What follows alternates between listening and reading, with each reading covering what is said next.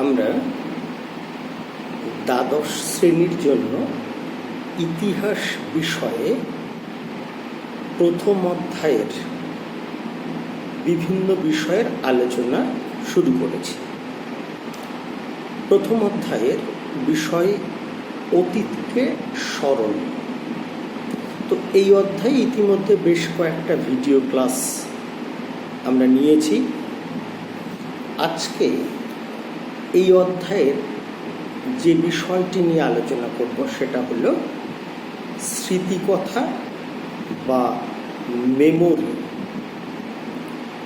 এই স্মৃতিকথা বা মেমোরি বলতে কি বোঝো, এর বৈশিষ্ট্য, ইতিহাসের সঙ্গে এর সম্পর্ক, ইতিহাস রচনায় এর গুরুত্ব, এরকম নানা বিষয় এই জায়গা থেকে প্রশ্ন হিসাবে আসতে পারে।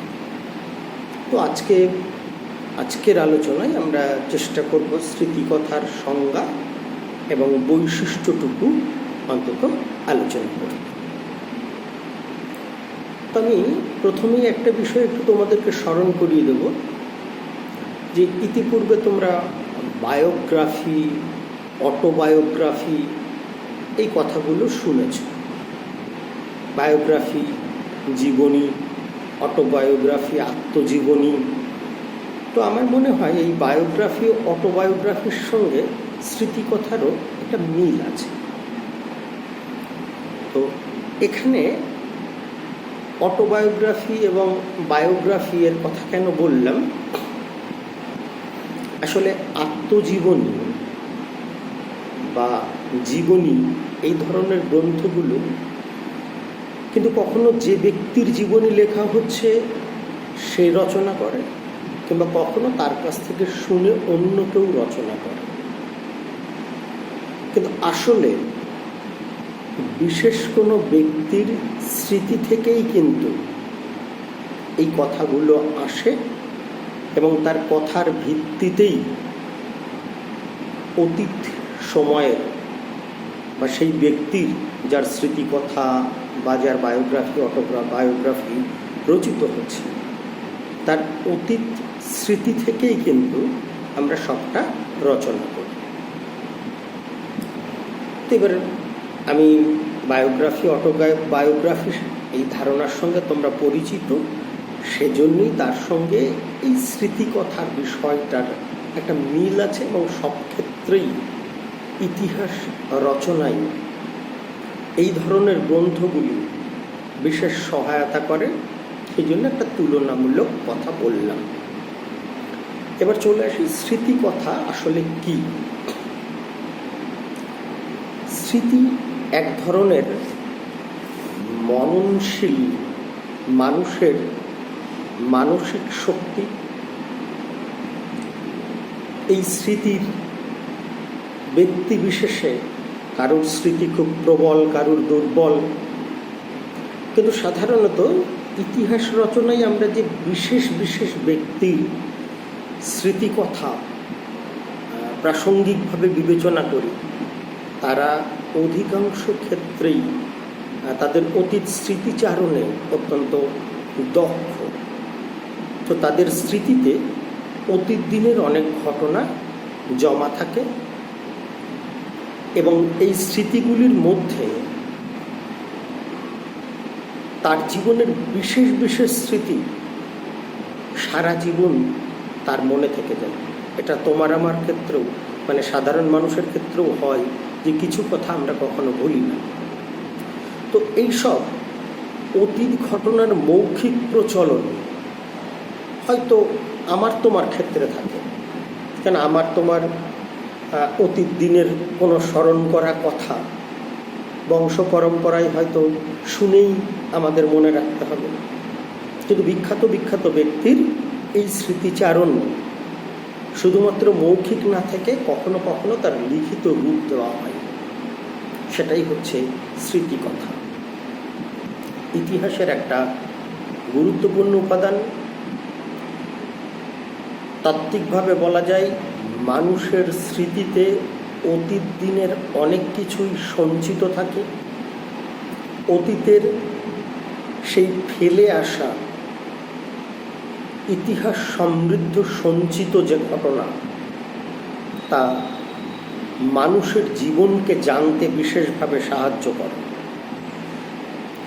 আবার সেই ঘটনাগুলোর সঙ্গে ওই ব্যক্তির অতীত দিনের প্রত্যক্ষ বা পরোক্ষভাবে একাধিক বিষয় যুক্ত থাকে এবং পরবর্তীকালে ব্যক্তি বিশেষের ওই সমস্ত স্মৃতি লিপিবদ্ধ করা হলে তাকেই আমরা স্মৃতিকথা বলি। কোনো ব্যক্তির সারা জীবন অনেকটা সময় অতিক্রম করার পরে তার জীবনের ফেলে আসা ঘটনার স্মৃতিচারণ ও প্রকাশকেই আমরা এক কথায় বলি স্মৃতিকথা। এই স্মৃতিকথা একবার হতে পারে ব্যক্তিগত অভিজ্ঞতার বিবরণ, লেখক তার নিজস্ব দৃষ্টিকোণ থেকে তার অতীত দিনের বর্ণনা দেন। আবার স্মৃতিকথা হলো এক ধরনের সাহিত্য, যেখানে সেই বিশেষ লেখক বা ব্যক্তি তার জীবনে ঘটে যাওয়া ঘটনার প্রত্যক্ষ, বিভিন্ন ঘটনার প্রত্যক্ষ বিবরণ তার মনের মণিকোঠায় জমা হওয়া স্মৃতি থেকে তুলে আনেন। বিখ্যাত স্মৃতিকথা বিশেষজ্ঞ হেইডেন হোয়াইট, তিনি স্মৃতিকথাকে দুভাগে ভাগ করেছেন, ব্যক্তিগত স্মৃতি এবং যৌথ স্মৃতি। এবং এর মধ্যে একটা বলেছেন যে পরম্পরাগত স্মৃতি, অর্থাৎ ট্র্যাডিশনাল ঐতিহ্যগত স্মৃতি, আর একটা হচ্ছে পরিমার্জিত বা যুক্তিবাদী স্মৃতি। এই ট্র্যাডিশনাল স্মৃতিতে কি হয় না, অতীত ঐতিহ্যের মধ্যে সংরক্ষিত থাকে, আর পরবর্তী যে যুক্তিবাদী স্মৃতির কথা বলা হলো সেটা অনেক সময় একটা গোষ্ঠী বা সম্প্রদায়ের অতীত ইতিহাসকে তুলে ধরতে সহযোগিতা করে। ইতিহাসের সঙ্গে স্মৃতিকথার সম্পর্কটা কি? আমরা জানি ইতিহাস হলো বিশেষ কোনো সভ্যতার বা সমাজের অতীত দিনের ঘটনার কালানুক্রমিক বিবরণ।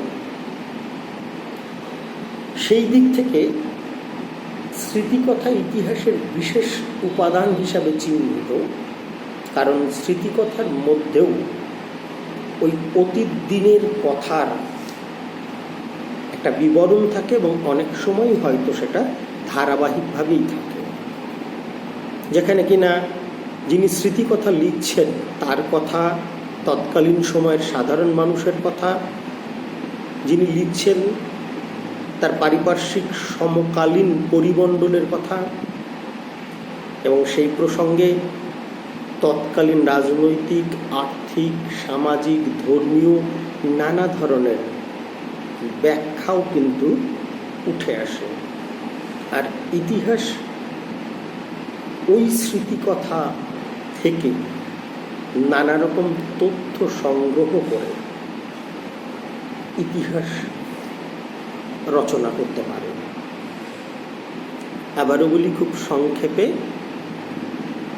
স্মৃতিকথার সঙ্গে ইতিহাসের সম্পর্ক খুব ঘনিষ্ঠ, কেননা স্মৃতিকথায় ব্যক্তিবিশেষের স্মৃতির সঙ্গে সঙ্গে উঠে আসে সেই ব্যক্তির সমকালীন সময়কার আর্থিক, সামাজিক, রাজনৈতিক, ধর্মীয় পরিমণ্ডল, তাদের সময়কার ওই ঘটনাগুলির মধ্যেকার পারস্পরিক সম্পর্ক, এবং যিনি স্মৃতিকথা লিখছেন তার পাশাপাশি থাকা মানুষজন এবং তার পারিপার্শ্বিক পরিবেশ। স্বাভাবিকভাবেই অতীত সম্পর্কে স্মৃতিকথা থেকে অনেক তথ্য ইতিহাস সংগ্রহ করতে পারে। আর এই জায়গাতেই ইতিহাসের সঙ্গে স্মৃতিকথার একটা আত্মিক গভীর সম্পর্ক রয়েছে।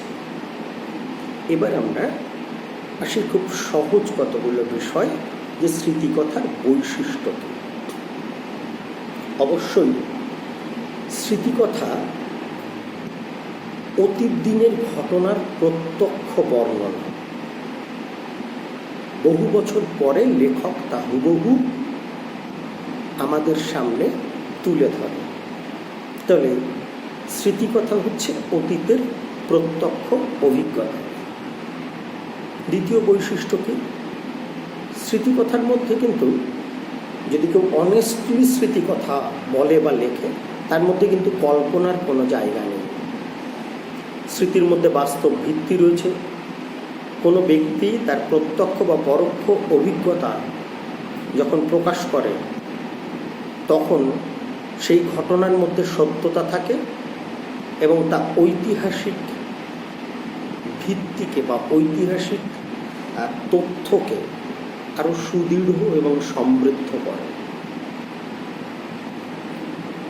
তৃতীয় বৈশিষ্ট্য হচ্ছে সাহিত্য বোধ। স্মৃতিকথা অনেক সময় একটা বিরাট সাহিত্য বা সাহিত্য মূল্য পায়, যেখানে যিনি স্মৃতিকথা লিখছেন তার অতীত জীবনের ঘটে যাওয়া নানা ঘটনা নিয়ে তিনি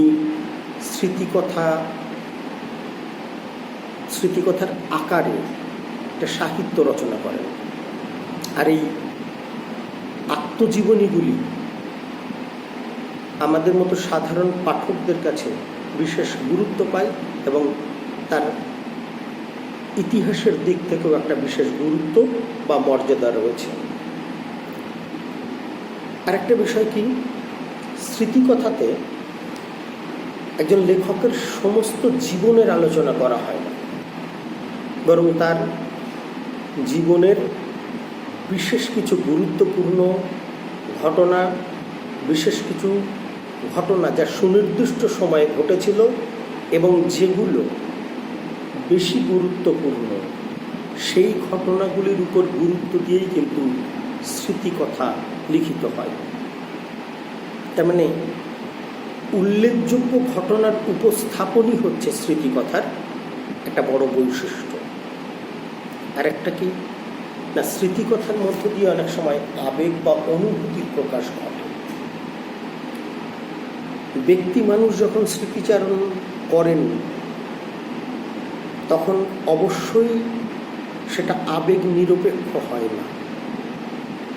ব্যক্তি বা গোষ্ঠীর জীবনের স্মৃতি যে সবসময় সুখের হবে তা কিন্তু নয়। ব্যক্তি বা গোষ্ঠীর জীবনের সুখ দুঃখ মিলেই নানা ধরনের ঘটনা সঞ্চিত থাকে এবং সেই সব সুখ দুঃখ আনন্দের অনুভূতি স্মৃতিকথার মধ্যে স্থান পায়। স্মৃতিকথার আসলে লেখকের দৃষ্টিকোণ থেকে এগুলি সংগৃহীত হয় বা লিখিত হয়, কিন্তু এগুলি সর্বদাই উত্তম পুরুষে লেখা হয়। অর্থাৎ লেখক নিজেই এই কাহিনী বলছেন, তিনি নিজের কাহিনী নিজেই লিখছেন। যদি কেউ অন্যও লেখে তাহলে সেটা কিন্তু তারই অর্থাৎ কথকেরই বয়ানে লেখে। তো এভাবে আমরা স্মৃতিকথার বৈশিষ্ট্য মোটামুটিভাবে বললাম।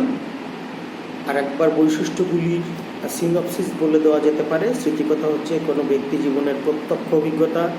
স্মৃতিকথার মধ্যে কল্পনা থাকে না, অবশ্যই ঘটনার সত্যতা থাকে। স্মৃতিকথার এক ধরনের সাহিত্য মূল্য রয়েছে। স্মৃতিকথার মধ্য দিয়ে উল্লেখযোগ্য ঘটনা উপস্থাপন করা হয়, অর্থাৎ ব্যক্তি জীবনের সব ঘটনা উপস্থাপিত হয় না। স্মৃতিকথার মধ্য দিয়ে মানুষের আবেগ অনুভূতির প্রকাশ পাওয়া যায় এবং স্মৃতিকথা এমনভাবেই লেখা হয় যে কথক নিজে লিখছেন বা তার হয়ে যিনি লেখেন সবটাই উত্তম পুরুষে লেখা হয়। আজকের আলোচনায় একটু বিক্ষিপ্ত হলেও আমি স্মৃতিকথার সংজ্ঞা, ইতিহাসের সঙ্গে সম্পর্ক এবং বৈশিষ্ট্য এই বিষয়ে আলোচনা করলাম।